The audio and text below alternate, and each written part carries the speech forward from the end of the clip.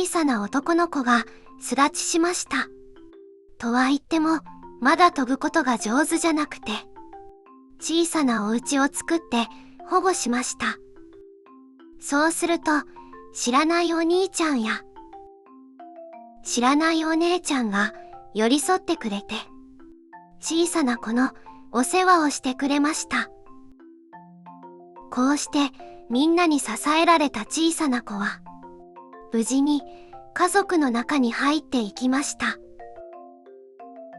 好奇心旺盛な男の子は何にでも興味を持ちました。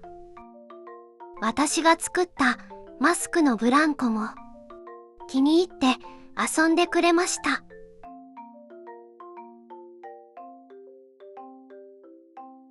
そして私を見つけると真っ先に飛び乗ってきてくれて、一緒に遊んでくれました。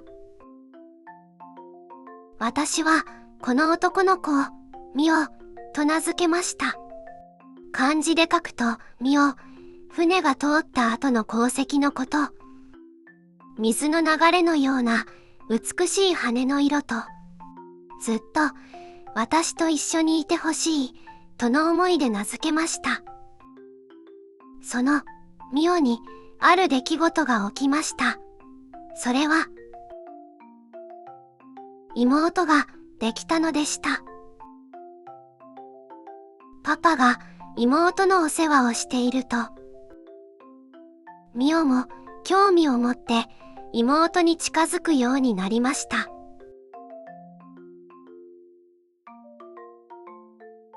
しばらくすると、ミオは妹と仲良く遊ぶようになり、妹が一人で遊んでいると、他の子が邪魔しないように、妹を守ってくれました。妹と一緒に私に乗って遊んでくれるミオ。妹が一人ぼっちにならないように、妹のためにずっとそばにいてくれました。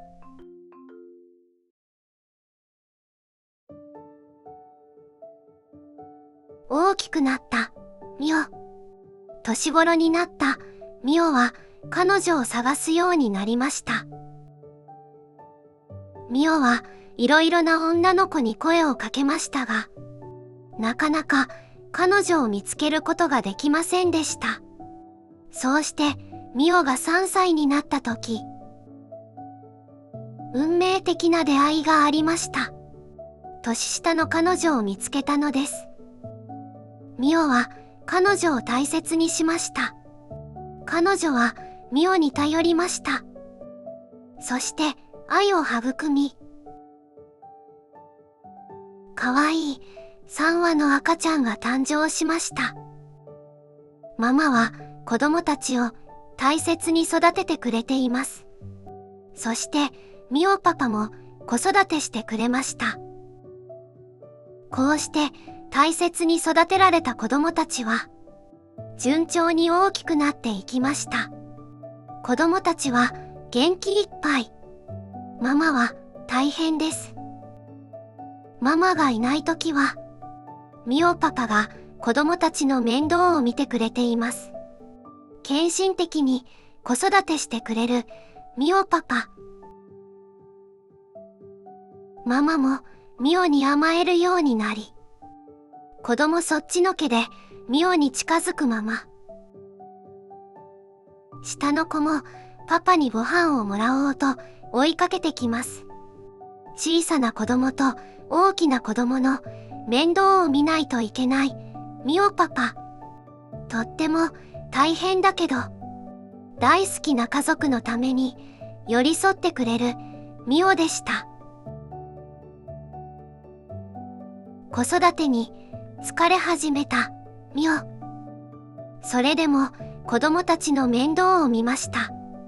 半分眠りながらも子供たちのお世話をしました。大切な家族を守るために。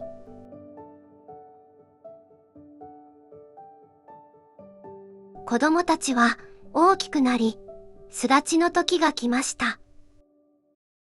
上の子は他の子を怖がらず元気に巣立ちました。そして真ん中の子も一緒に巣立ちました。下の子は少し遅れて巣立ちしましたが、まだうまく飛べずに不安がっていました。その時、ミオパパが来てくれました。安心した下の子は、無事に家族の中に入ることができたのでした。子育てが終わったミオ夫婦。子供たちを立派に大きく育ててくれました。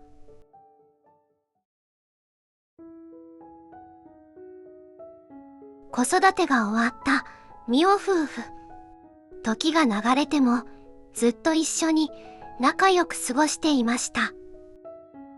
しかし、ミオが体調を崩したのでした。ミオはあまり動かなくなり、元気がなくなりました。心配して寄り添う彼女。友達も心配してきてくれました。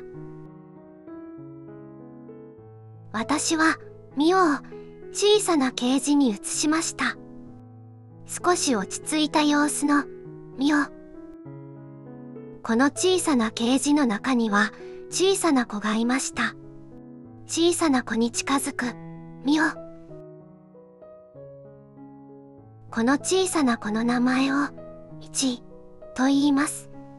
イチは赤ちゃんの頃から私が保護した子。親を知りません。イチは初めて見た大人のミオに興味津々でした。ミオはそのことが分かったのか、イチに近づき寄り添ってくれたのでした。ミオは体調が悪く辛いはずなのに、イチのために優しくしてくれたのでした。イチは初めての大きな背中のぬくもり、初めての親の優しさを感じていました。血はつながっていないけど、親子の優しい時間が流れました。その日の深夜、イチが今まで聞いたことのない大きな声で私を呼びました。私は何が起こったのかわかりました。すぐに向かい、ミオを抱きかかえました。ミオは私の手の中で永遠の眠りにつきました。妹のために、彼女のために、子供たちのために、そしてみんなのために、自分のことを後回しにして家族に尽くしてくれたミオ。私にも優しくしてくれてありがとう。ミオの優しさはみんな受け継いでいくから。ミオの思いは忘れないから。